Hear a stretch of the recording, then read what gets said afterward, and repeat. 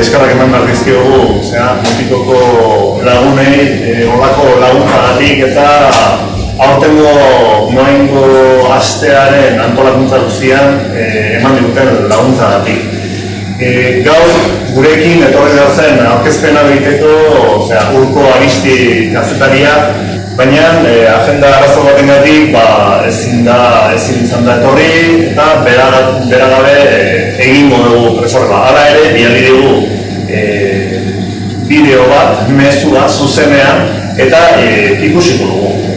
Euskaldunak historian zehar maiz sarritan izan gara erasotuak. 11. mendetik Nafarroako erakundeak behin eta berriz desestu dizkigute eta ez pentsa inorek barkamenik eskatu digunik arrezkeroztik.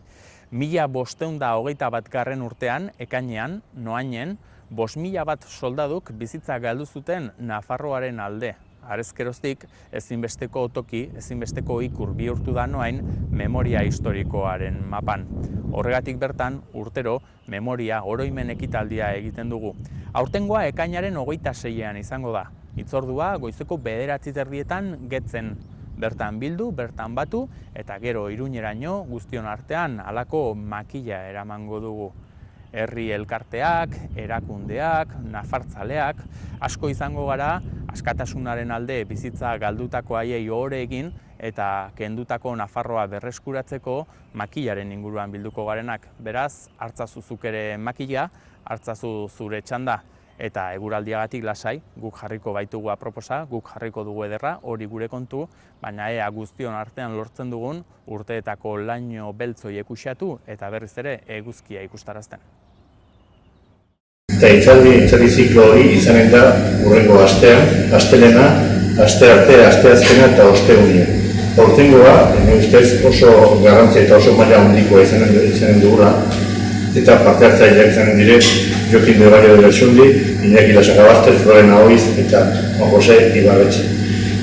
Badago dato garrantzitsu bat, aurtengoa, beste urtetan antolatzen genuen beti kondestable jauregian, beti udaletxearekin, ez dugu sekulan oztokorik izan, aurten, ja komentatu ziguten, egun gehienetan okupatuta izango zela, baina gutxienez egun batean erantzi duten baietz, baina azken finean erantzi dute ez okupatuta izanen dela ere bai, eta ez dugu esplikatzen, eta ez dugu ulertzen, eta esplikazio galdirik ez digutelako eman. Orduan, aurtengo hitzaldi ziklo hau emanen dugu, eta izanen da, eta oso importantea hori jenderentzat, Maizonabe OTB. Gaurkoan historiari buruz baino, gertakizun historiko bat medio, egun horretan gertakizun historiko hori oroitzeko egingo dugun ekitaldia edo aurkeztea tokatzen zain. Egun hori aipatu da bezala, ekainaren 26an urtero egiten dugu aurten igandeakin tokatzen da. Goizeko 9etan elkartuko gara Getzen, oraindik oso gertu, Sabinas de Galar edo ezaguna bezala dena. Eta 10 aldean aterako gara noaingo batalla oroitzen duen monumentotik. Getzetik honea 8 kilometro dira, Getzetik Iruñara, 8 kilometro dena lau bada, oinez oso errez ibiltzeko modukoa.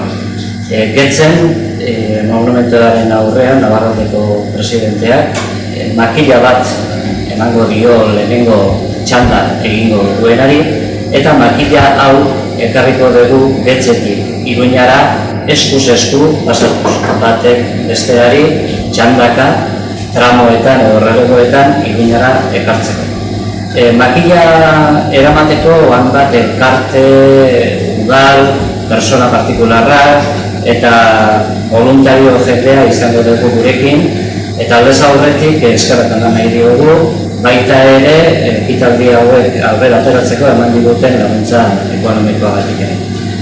Ikur hau, Nafar makila, 12 aldera edo iritsiko da Iruñara, Otzenda Zubia aldetik, eta Iruña zeharkatu egingo dugu, Iruña hiria, zeharkatu egingo dugu pixka bat jaigiroan.